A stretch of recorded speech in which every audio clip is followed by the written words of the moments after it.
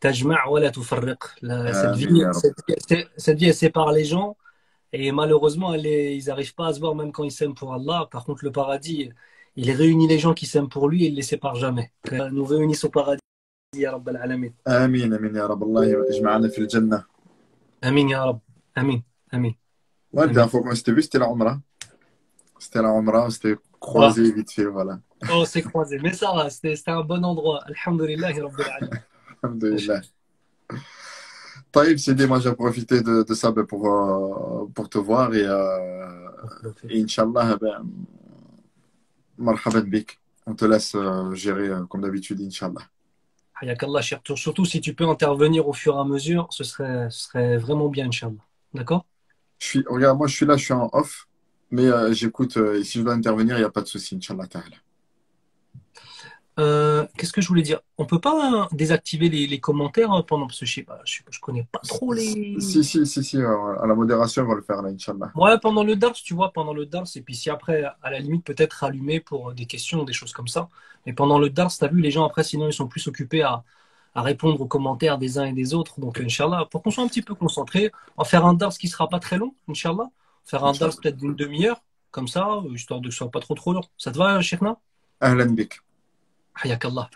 أعوذ بالله من الشيطان الرجيم. بسم الله الرحمن الرحيم، والصلاة والسلام على أشرف الأنبياء والمرسلين، نبينا محمد وعلى آله وأصحابه أجمعين.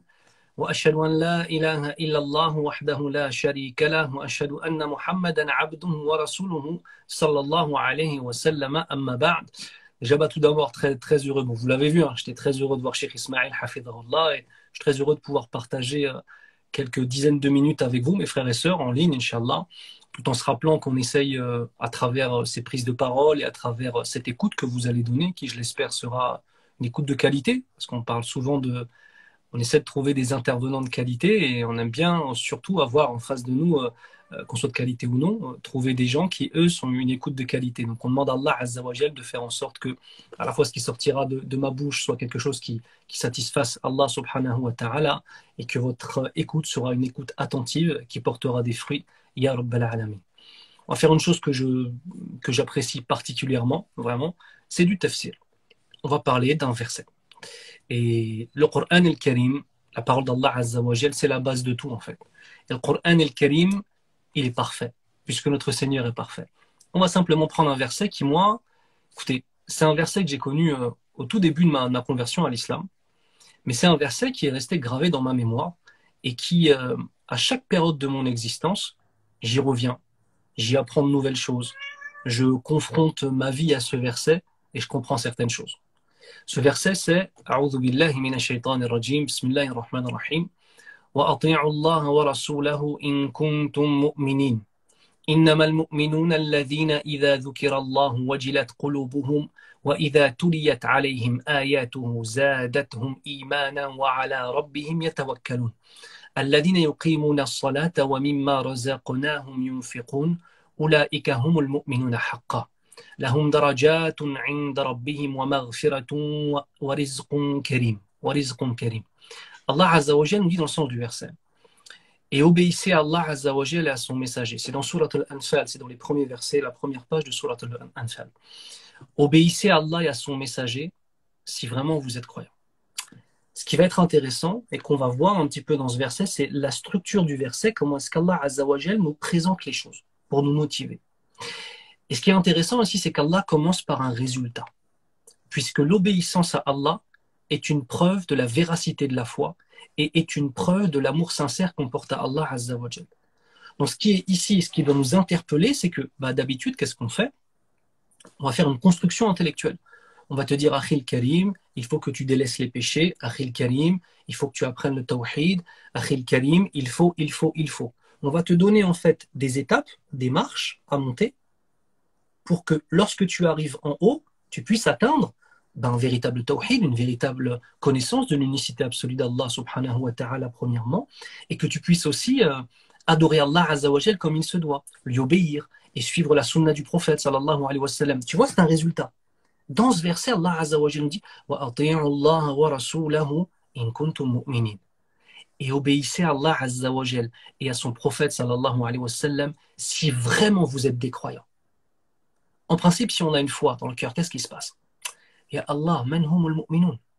Quand tu entends ça, et que tu comprends que à travers ce verset, Allah Azza wa Jal nous ordonne de lui obéir et d'obéir à son prophète sallallahu alayhi wa sallam, et qu'il va conditionner l'obéissance par la foi. In kuntum mu'minin. Si vraiment vous êtes des croyants. Et ensuite, par sa miséricorde, il va nous dire, en gros, c'est comme si la question était posée, Ya Allah, c'est qui les croyants? Puis il nous répond, Innamal mu'minun. Certes, les seuls que l'on peut qualifier comme étant de vrais croyants, c'est ce que ça va signifier Innamal mu'minun. Ce sont ceux dont les cœurs frémissent quand on mentionne Allah.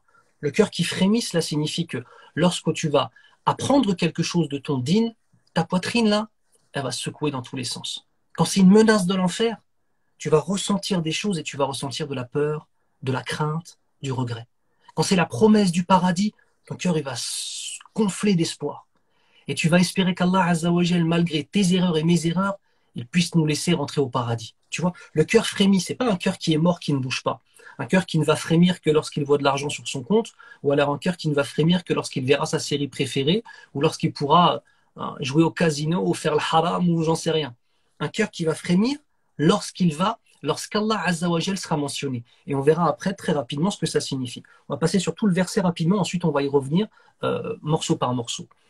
Première des choses, les vrais croyants, ceux dont les cœurs, première caractéristique, frémissent quand est mentionné Allah Azza wa Jal. Et quand ces versets leur sont récités, cela fait augmenter leur foi. Le cœur est ouvert, le cœur est blanc, le cœur est pur. Et lorsque les versets viennent se poser sur ce cœur, la foi augmente. On verra pourquoi. Troisième des choses, et ils placent leur confiance en leur Seigneur. Troisième des caractéristiques. Première des caractéristiques, quand il entend le Coran, son cœur vibre. Deuxième des choses, lorsqu'il entend le Coran ou d'autres choses, on verra le zikr, la parole, etc., qui parle d'Allah, son cœur se remue. Deuxième des choses, quand il entend la parole d'Allah Azza wa Jal, sa foi augmente. Mais c'est pas fini. Troisième des choses, il s'en remet à Allah Azza wa Jal dans toutes les dimensions de sa vie. Ça fait combien de caractéristiques? 3. Ensuite, il nous dit, ceux qui accomplissent la salah. Tu vois, là, on était dans des caractéristiques qui étaient comment? Des caractéristiques de foi, en fait. Quand tu entends Allah être mentionné, ton cœur frémit. C'est pas une chose que tu vas toucher. Ah, le frémissement de mon cœur, je vais le toucher. Tu peux pas le toucher. Deuxième des choses, quand tu entends les versets coraniques qui sont récités, tu t'en remets à Allah. C'est pas une chose physique que tu vas pouvoir faire. Tout ça, ça se passe au niveau de ta poitrine, au niveau de ton i'tiqad, au niveau de ta croyance. Et troisième des choses que nous avons dites, ils placent leur confiance en Allah. Ça aussi, c'est quelque chose qui naît dans la connaissance d'Allah Azza wa Jal. Ensuite, on passe à la deuxième catégorie des choses qui vont faire de toi un véritable croyant. Alladhina yuqimuna as-salah. Tout de suite. Ceux qui s'accomplissent réellement de salah. De la salah. Salah, ça vient du mot sila. Sila, ça veut dire le lien. La salah, qu'on appelle en français la prière, et qu'on appelle en arabe cassé la salat, d'accord? En vérité, ça se dit en arabe as-salah, avec un ta marbuta qui se transforme en ha à la fin. Et ça vient d'un autre mot qui est as-sila. As-sila, ça veut dire le lien. Wasala, c'est un verbe qui signifie rejoindre, partir d'un point A pour arriver à un point B. Salah, c'est ça. C'est le lien entre nous et Allah Azza wa Jal. Donc, première des actions, et c'est la première des actions sur lesquelles on va être jugé au jour du jugement. C'est la première. Ceux qui s'acquittent réellement de la prière. وَمِمَّا رَزَقْنَاهُمْ يُنْفِقُونَ. Et qui dépensent une partie de ce qu'on leur a donné. Tu la dépenses pourquoi? Pour Allah subhanahu wa ta'ala. أُولَٰئِكَ هُمُ الْمُؤْمِنُونَ حَقًّا. La finalité, ce sont eux les véritables croyants. Et ensuite, Allah Azza wa Jal, par sa miséricorde, va nous parler de quoi? Des degrés. لَهُمْ دَرَجَاتٌ عِنْدَ رَبِّهِمْ. Ils ont des degrés élevés auprès de leur Seigneur. Donc, première récompense, degré élevé. Deuxième récompense, وَمَغْفِرَةٌ. Ainsi que le pardon d'Allah subhanahu wa ta'ala. وَرِزْقٌ كَرِيمٌ. Et une subsistance, une donation qu'Allah Azza wa Jal va nous donner, qui sera généreuse. On résume. Dans ce verset, Allah Azza wa Jal commence par nous donner le résultat. Il nous ordonne d'obéir, de lui obéir et d'obéir au prophète sallallahu alayhi wa sallam. Et si on fait ça, on est des véritables croyants. Et si on désobéit à Allah et à son messager, nous ne sommes pas des croyants complets. Et ensuite, il va nous donner la définition, c'est qui les croyants complets. 3 caractéristiques qui se passent dans la poitrine. Lorsqu'ils entendent Allah être mentionné, leur cœur vibre. Lorsqu'ils entendent les versets coraniques, leur foi augmente. Et ils s'en remettent à Allah Azza wa Jal. Ensuite, il va nous ramener des actes. Ils font la salah réellement. Ils donnent une part de ce qu'Allah Azza wa Jal leur a donné. Ils le donnent pour Allah. Ça veut dire qu'ils sont détachés de cette vie d'ici-bas. Et ensuite, Allah va nous mentionner 3 récompenses. Des degrés élevés. Ici-bas, on le verra par la piété. Dans l'au-delà, dans le paradis. Le pardon au jour du jugement. Et la troisième des choses, une dotation, une subsistance qui est abondante. Tu vois, un simple verset, en vérité, ça c'est une méthodologie de vie. Wallahi, c'est une méthodologie de vie. On va, Inch'Allah ta'ala, première des choses, donc on reprend le verset, on va aller un peu plus dans le détail, mais je vais rester ce qu'on appelle sathi, je ne vais pas rentrer trop dans les détails. On reprend le verset pour aller un peu plus loin. Et obéissez à Allah Azza wa Jal et à son messager si vraiment vous êtes des croyants. Première des informations, la foi est conditionnée par l'obéissance à Allah et à son messager. Je vais le dire 3 fois, parce que le prophète sallallahu alayhi wa sallam avait pour habitude de répéter 3 fois les choses très importantes.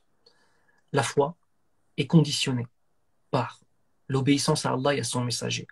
La foi est conditionnée par l'obéissance à Allah et à son messager.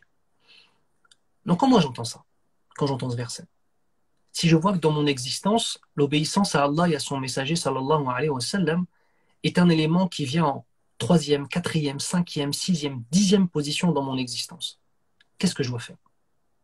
Je dois faire le faible ou la faible, m'apitoyer sur mon sort et ne rien faire, ou alors au contraire, relever mes manches et me dire « Yallah, j'aime mon Seigneur, j'aime la sunna du prophète sallallahu alayhi wa sallam, je vais essayer de prendre l'énergie que j'ai, le temps que j'ai, et l'énergie intellectuelle que j'ai et spirituelle pour la mettre dans l'adoration. » Les versets ne sont pas là pour nous faire désespérer, les versets sont là pour nous inspirer et nous amener au changement, nous amener à nous dépasser, Inch'Allah ta'ala. Et c'est pas ton âme qui va t'influer ça, qui va t'insuffler ça. C'est pas toi intellectuellement qui va arriver à cela, à ce résultat. C'est les versets d'Allah. D'accord? Je vous demande, excusez-moi, juste une petite pause. Il y a le chat de ma fille qui est dans mon bureau. Je vais juste ouvrir la porte et j'arrive. D'accord? Excusez-moi 2 minutes.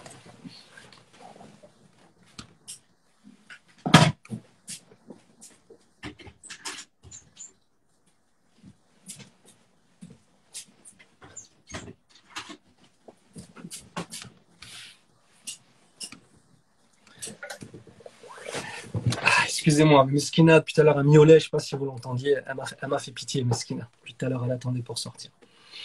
Donc,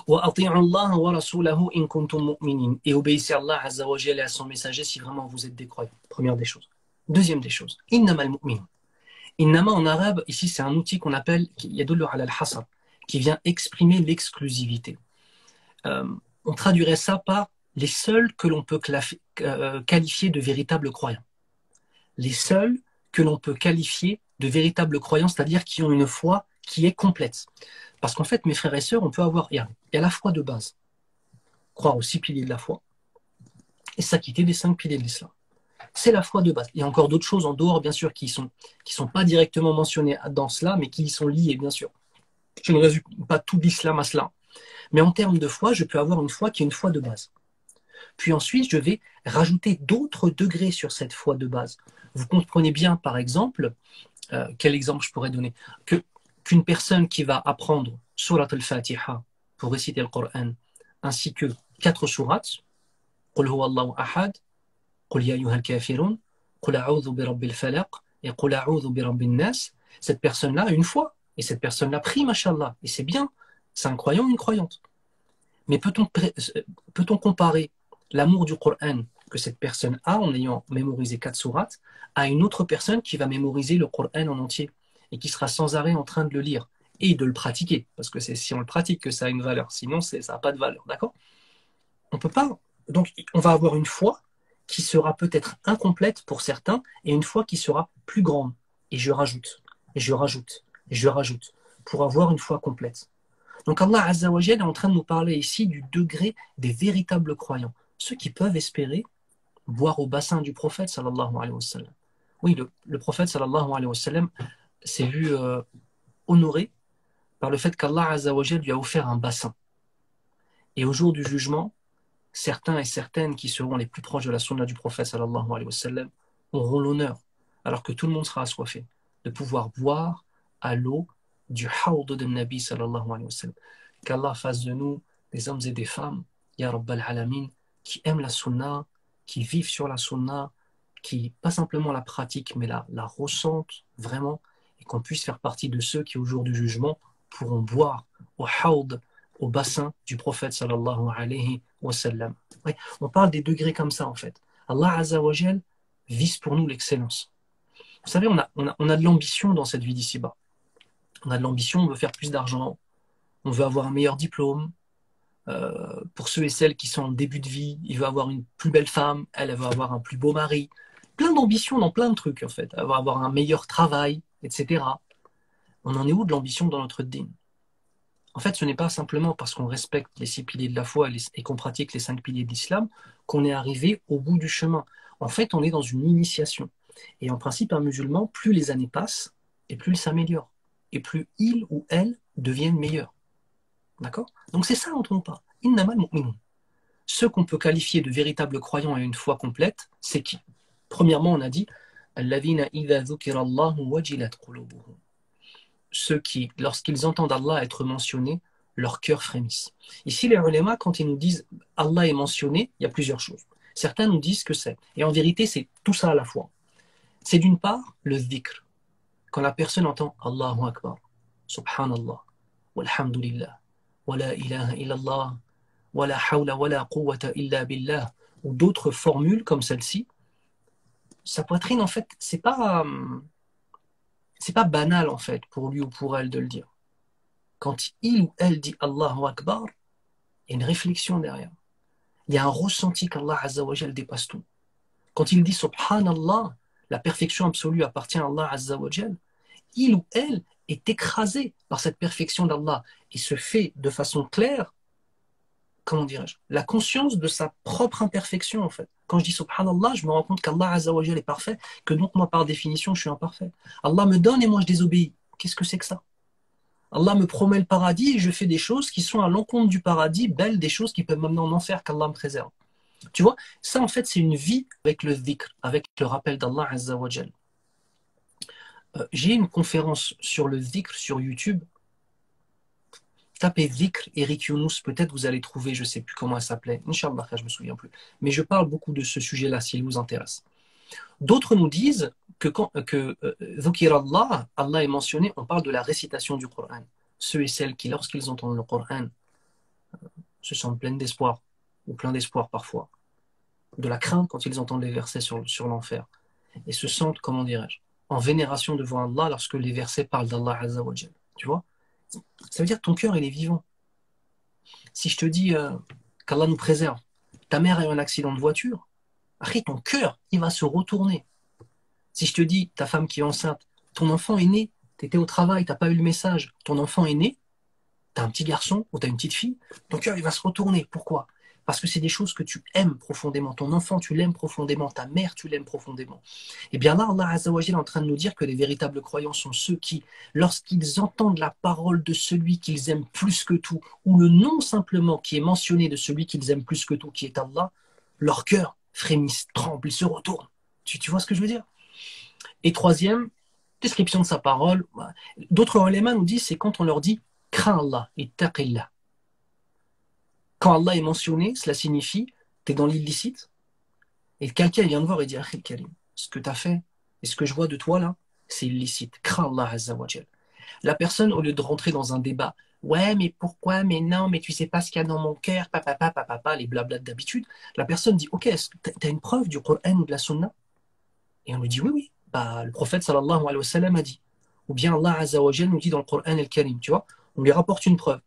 Et que cette personne-là, lorsqu'elle se rend compte, ou il se rend compte, que il ou elle était dans l'illicite, son cœur tremble. Oh, Astaghfirullah, mais comment je vais faire? Astaghfirullah, attends, c'est quoi, je vais aller faire mes ablutions. Vas-y, ce soir, je vais prier, j'ai demandé pardon à mon Seigneur. Tu vois ce que je veux dire? On commet tous des erreurs, Akhi.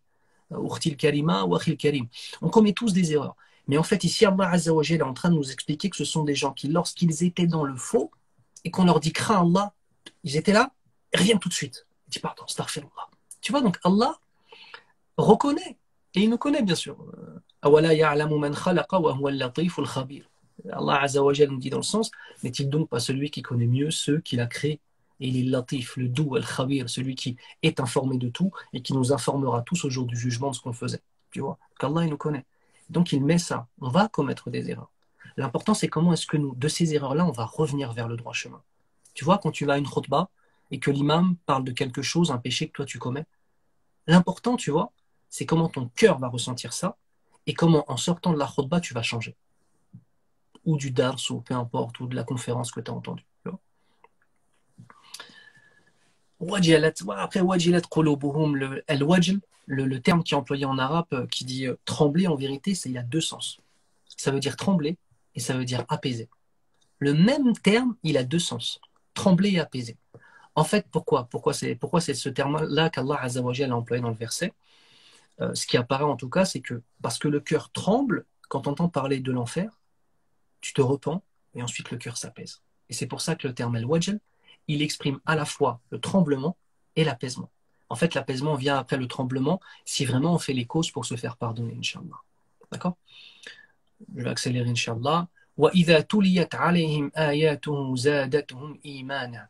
Et lorsque leurs versets leur sont récités, leur foi augmente. Je vais juste dire une chose. Et je vais citer un hadith. Vous savez, subhanallah, les gens qui ont un cœur qui est encore bon, lorsqu'ils lisent des versets qui décrivent des péchés que eux-mêmes font, leur cœur tremble et ils reviennent à Allah Azza wa Jalla. Et leur foi augmente. Parce qu'ils se rendent compte de la miséricorde de leur Seigneur de leur avoir fait lire ou entendre cette page de Coran ce jour-là, ou ce hadith du prophète sallallahu alayhi wa sallam. Et ils sont reconnaissants de cela. Et leur foi augmente. Mais on a certaines personnes qui, lorsqu'elles entendent des versets qui vont à l'encontre de ce qu'ils veulent, de leur propre passion, leur foi n'augmente pas, mais elle baisse. Parce qu'ils n'ont pas la soumission dans leur cœur pour leur Seigneur. Et ils commencent à aller chercher des paroles complètement tordues, afin justement d'obtenir une parole qui va dans le sens de ce que eux veulent, et non pas dans le sens de ce que Allah Azza wa Jal nous ordonne. C'est une grosse différence. Et en fait, Allah Azza wa Jal est en train de nous donner vraiment, vraiment, vraiment un signe, comment dirais-je, probant et vraiment clair de la véritable foi. Lorsqu'Allah Azza wa Jal t'interdit quelque chose que tu aimes et que tu t'y soumets de toute ton âme, cela prouve ton amour pour lui. D'accord? Je ne vais pas rentrer trop dans les détails, mais il y a plein de choses à dire. Vraiment. وَعَلَىٰ رَبِّهِمْ يَتَوَكَّلُونَ. Le résultat, ils s'en remettent à Allah Azza wa Jal. Tu vois, les véritables croyants, quand tu as ça, quand ton cœur frémit, quand ta foi augmente, quand tu as tout ça, tu vas obtenir un résultat. Tu t'en remets à ton Seigneur. Comment tu t'en remets à Allah? Parce que tu le connais. Prenons un exemple avec des créatures. Tu dois partir en voyage, tu n'as rien organisé, tu n'as rien fait. Mais tu as une personne avec toi que tu connais parfaitement. Parfaitement, c'est une façon de parler. Et cette personne-là, il ou elle est vraiment quelqu'un qui est très organisé, qui craint Allah. Tu sais, de science certaine qu'il a tout prévu ou qu'elle a tout prévu. Tu lui as fait confiance. Et tu pars en voyage avec lui ou avec elle, ton cœur, il est apaisé. Le même voyage avec une personne que tu ne connais pas. Est-ce que tu vas lui faire autant confiance? Tu diras non, je ne le connais pas, je ne peux pas placer ma confiance en lui. C'est exactement la même chose. Enfin, c'est similaire avec notre Seigneur, sauf qu'Allah est parfait. Plus on va le connaître, plus on va l'aimer, plus on va l'aimer, plus on va avoir confiance en lui. Le créateur des cieux et de la terre, on ne va pas avoir confiance en lui. Allah Azza wa Jal nous dit وَمَن يَتَّقِ اللَّهَ يَجْعَلْ لَهُ مَخْرَجًا وَيَرْزُقْهُ مِنْ حَيْثُ لَا يَحْتَسِبُ. Ce qui signifie, et celui qui craint Allah Azza wa Jal, Allah va lui donner une porte de sortie et il va lui donner comme subsistance une porte de sortie qu'il ne soupçonnait même pas. Allah Azza wa Jal, il va te donner une solution. Tu ne l'as même pas demandé dans tes invocations. Tu ne pouvais même pas y penser à cette solution. Allah Azza wa Jal l'a ramené devant ta porte. Quand tu crains Allah Azza wa Jal et quand tu t'en remets à lui. Mais ceci est un résultat. Mes frères et sœurs, s'en remettre à Allah, c'est un résultat. Ensuite, je vais quand même vous lire une petite définition que j'ai trouvée trop belle de l'imam Al-Jarjani qui nous dit s'en remettre à Allah, c'est quoi? Écoutez, je vais vous le dire en arabe puis en français. At-tawakkul huwa thiqatu bima 'inda Allah wal ya'su 'amma fi aydi an-nas. Allahu akbar. regarde la définition. Elle est très profonde, cette définition. C'est pas une petite parole, hein, c'est pas un petit truc. Parole très profonde d'un imam, hafidahullah, rahimahullah. Il nous dit, le fait de placer sa confiance en Allah, c'est de placer sa confiance complètement en Allah en ayant conscience qu'il est le seul réel à qui on peut s'en remettre. Ça veut dire tu as la certitude qu'Allah Azza wa Jal est parfait, qu'il ne déçoit jamais et qu'il va donner. Tu vois, tu pars d'un yaqin, tu pars d'une certitude. Tu as ça dans ta poitrine. Tu vois. Et ensuite, il nous dit et que tu désespères de ce qu'il y a entre les mains des gens, c'est-à-dire de la capacité des uns et des autres. Tu sais que ton Seigneur est le Tout-Puissant. Tu sais que ton Seigneur t'aime. Tu sais que ton Seigneur voit tout, entend tout. Tu sais que ton Seigneur est celui qui fait la prédestination. Pourquoi tu vas espérer ce qu'il y a dans les mains des gens? Espère en Allah subhanahu wa ta'ala. Voilà ce qu'il nous dit. Regardez, je vais vous sortir un autre hadith, mashallah. فعن أنس بن مالك رضي الله عنه مرفوعا من قال يعني إذا خرج من بيته بسم الله توكلت على الله ولا حول ولا قوة إلا بالله. Dans le hadith de Anas ibn Malik radiyallahu anhu, on a dans le sens celui qui sort de sa maison en disant Bismillahi, je sors au nom de mon Seigneur. Déjà, si on sort pour aller faire du haram et qu'on dit Bismillah, on a un problème dans notre tête. On sort pour aller faire du halal. Tawakkaltu ala Allah, j'ai placé ma confiance en Allah. Wala hawla wala quwwata illa billah. Et il n'y a de puissance et de force que chez Allah subhanahu wa ta'ala et que par Allah. Si tu dis ça, attention, pas simplement une formule à laquelle tu réfléchis pas.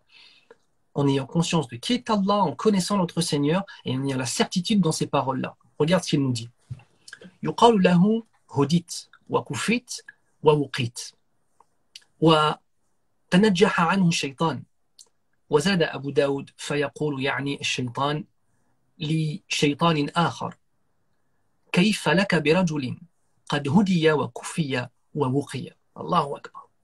Donc, si la personne, lorsqu'il sort de chez lui, il dit, je sors au nom d'Allah, je m'en remets complètement à Allah subhanahu wa ta'ala, et il n'y a de puissance ni de force que par Allah, regarde ce qu'il lui sera dit. Il lui sera dit, un ange, d'accord, l'appelle et lui dit, ô serviteur d'Allah, on te guidera sur le chemin de la vérité. Et c'est ce qu'il dit à la personne quand il sort comme ça, en ayant la connaissance de ce qu'il dit. On s'occupera de ce qui te préoccupe et on te protégera de tes ennemis. 3 choses. Tu seras guidé.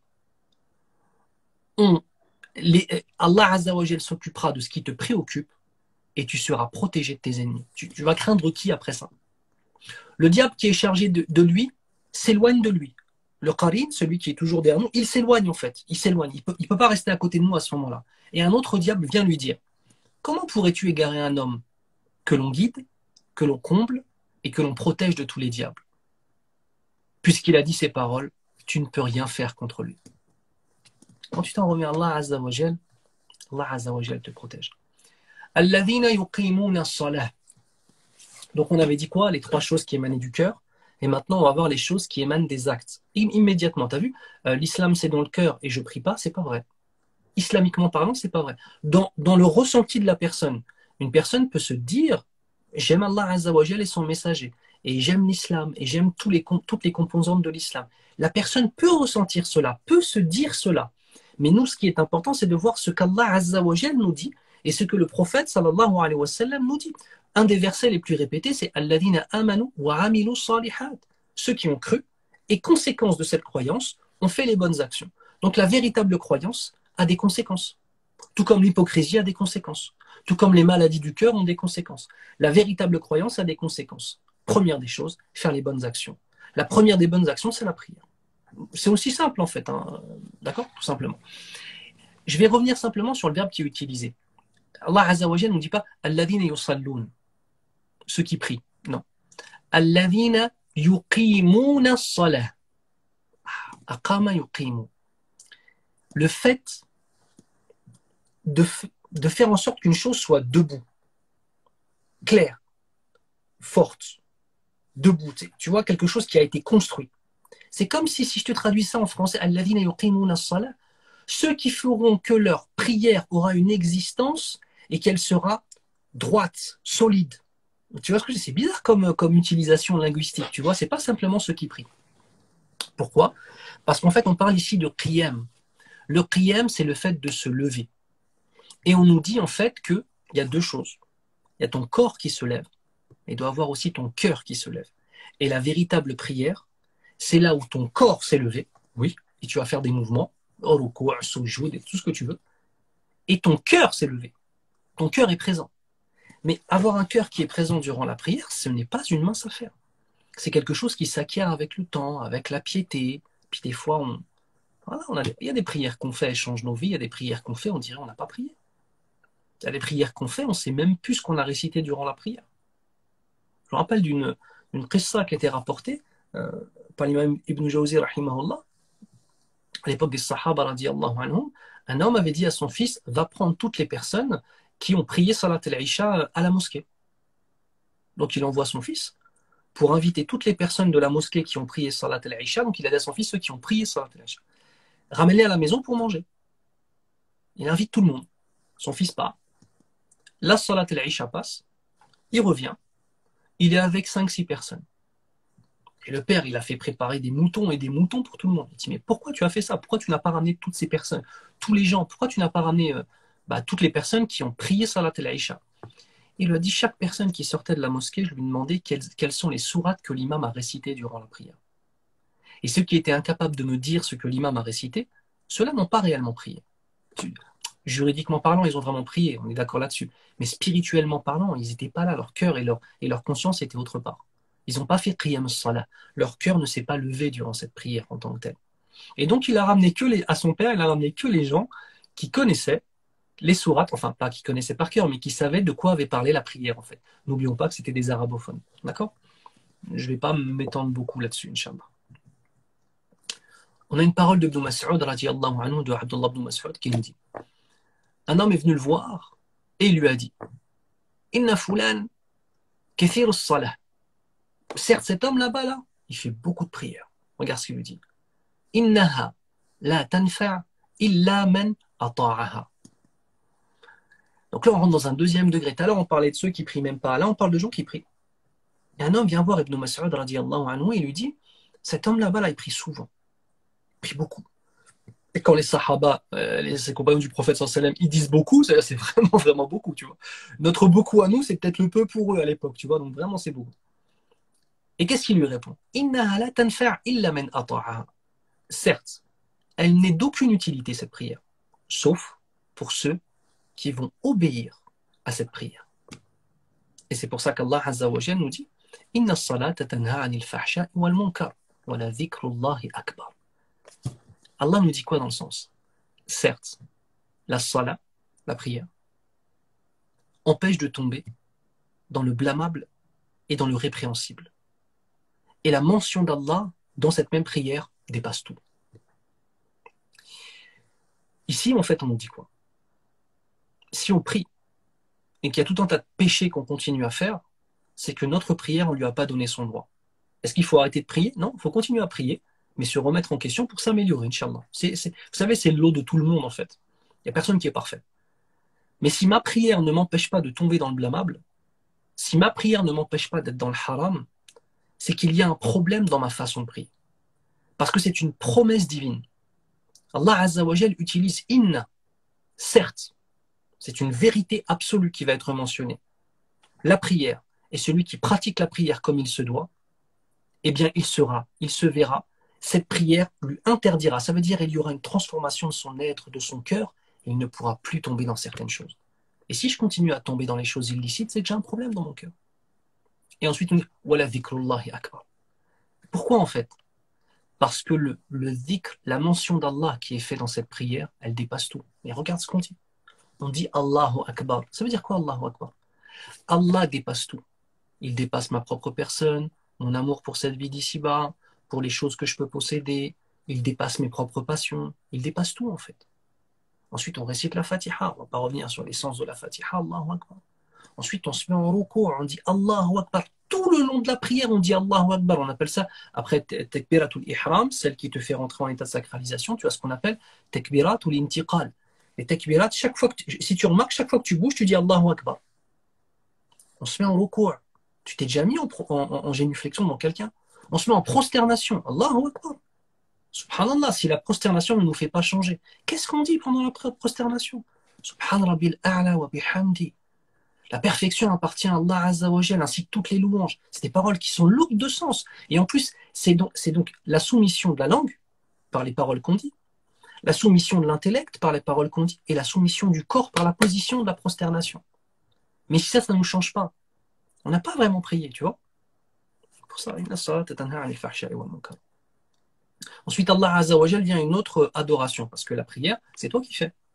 Et ça te sert à toi. Et une partie de ce que nous leur avons donné, ils le distribuent. Fisabilillah pour Allah Azza wa Jal. Tu vois, là, la dimension. Tout à l'heure, on avait la dimension intérieure avec les 3 qualités. Ensuite, on a la dimension personnelle de la prière, qui, bien évidemment, quand on la fait en groupe, a une dimension, comment dirais-je, communautaire, oui, mais personnelle avant toute chose, c'est toi, tu es seul dans ton cœur. Et on passe à une autre dimension, tu vois. Le cœur, ton corps, maintenant les autres. Tu vas donner de l'argent à ceux qui en ont besoin. Tu vois ce que je veux dire? Ça veut dire, en fait, t'es complet, en fait. T'es rempli à l'intérieur. Parce qu'il y a beaucoup de frères et beaucoup de sœurs, Ma'al Asaf, c'est avec une grande tristesse que je dis ça. Hein. Il y a la barbe, il y a... ou pas, d'ailleurs, pas forcément la barbe, mais il y a une apparence de l'islam. Et quand je dis l'apparence, c'est aussi peut-être en faisant la prière, c'est pas simplement l'apparence physique. Mais à l'intérieur, c'est vide. Mais on ne tient pas, en fait. Et ceux qui ont un peu le même âge que moi, qui se rapprochent de 40 ans, on en a vu combien des frères et des sœurs rentrer dans le dîn et en sortir aussi vite. Pourquoi? Parce que l'intérieur était vide. Et en fait, ils se sont retrouvés face à un dîn qui est une somme d'interdits et d'ordres. Mais s'il n'y a pas l'amour d'Allah Azza wa Jal derrière tout ça, tu ne peux pas supporter en fait. Tu ne peux pas supporter d'être un gharib, d'être un étranger au milieu d'autres personnes, d'être dans une société qui t'appelle à toutes les perversités que tu puisses t'imaginer et toi tu résistes. Mais tu vas résister au nom de quoi? De tes principes. Parce que tu as harbé. Ça ne suffira pas.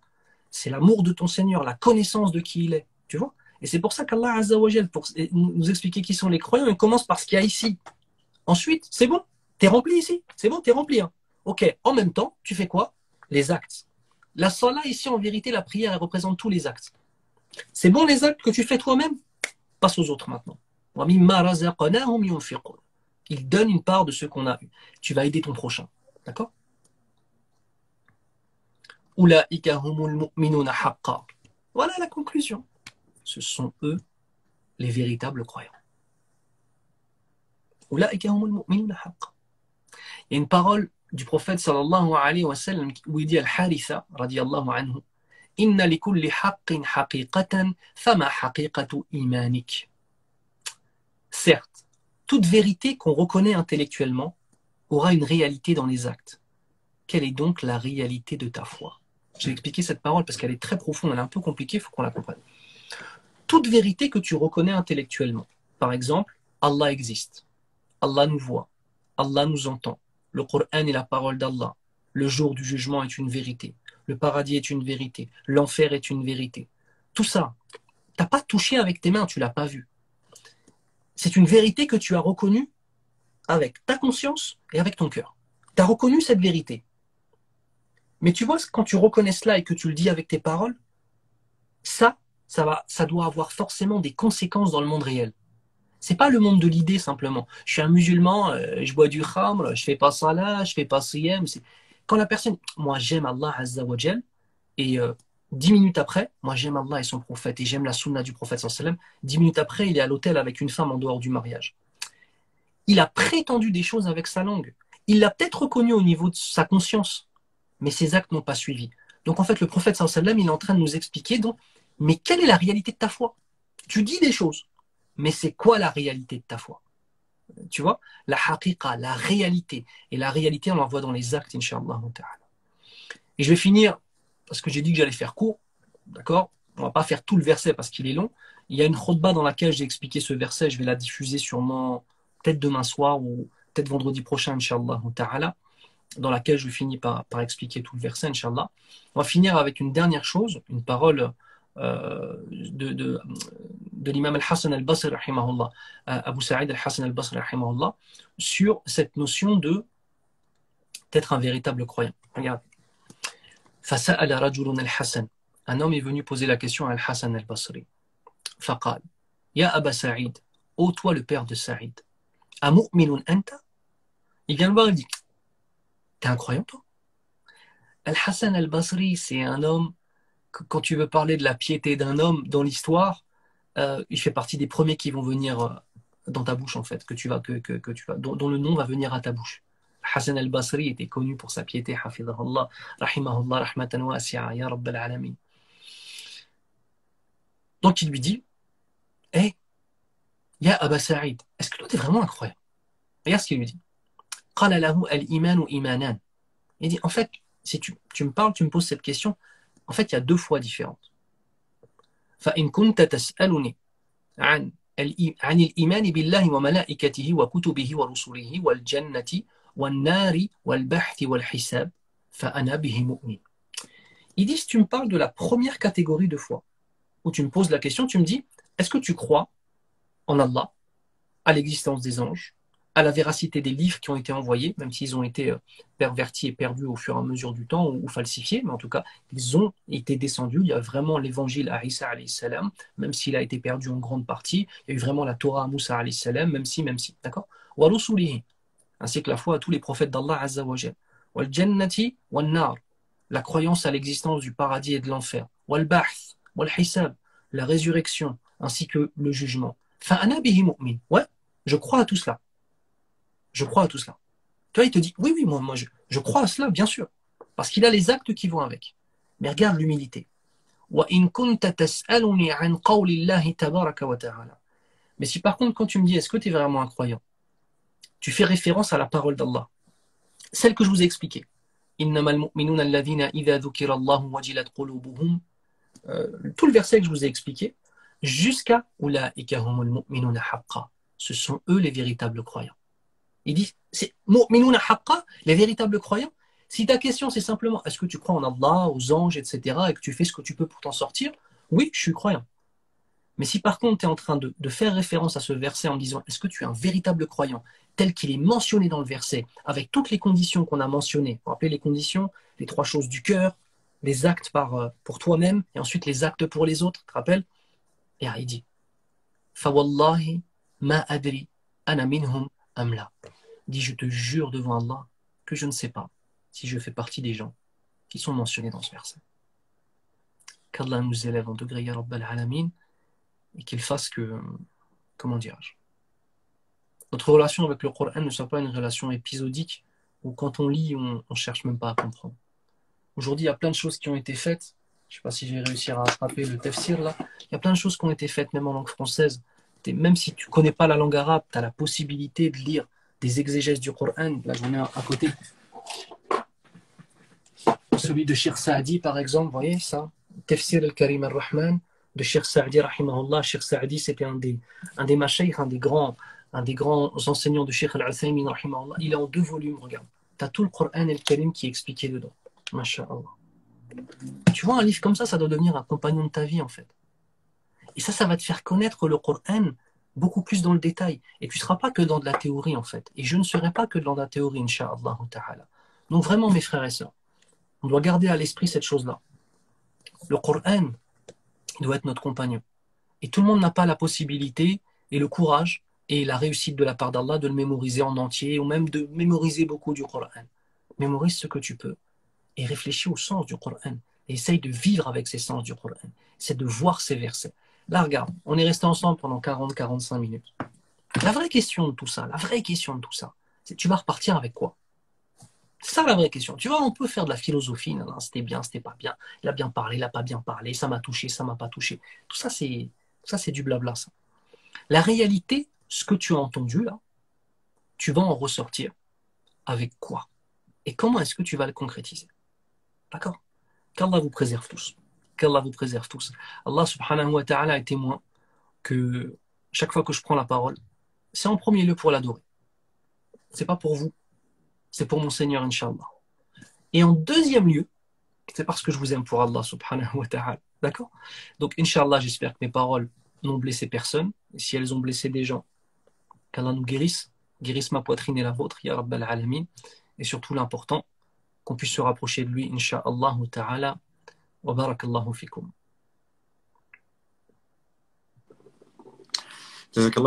جزاك الله خيرا شيخ وإياك شيخ. qu'Allah il te récompense. Alhamdulillah, Rabbil Alamin. Ça fait toujours du bien de réécouter ces versets-là de Surat Al-Anfal. Subhanallah, c'est où ils sont poignants dès le départ. Si je peux rajouter un point, cher, Bien très sûr. rapide, ce qui m'avait, moi, personnellement, dans ce verset, en plus de ce que tu as dit, c'est que ce verset, la sourate, elle commence par Yas'alunaka. Parmi, donc, il y a de nombreux versets où Allah, dans le Coran, dit يسألونك عن الأهلة قل هي مواقيت للناس والحج يسألونك عن المحيض قل هو أذى يسألونك عن اليتامى يسألونك عن الخمر والميسر. Donc surtout dans Surat Al-Baqarah, donc les versets où Allah dit il t'interroge sur tel point, réponds. Il t'interroge sur, réponds. Il t'interroge sur, réponds.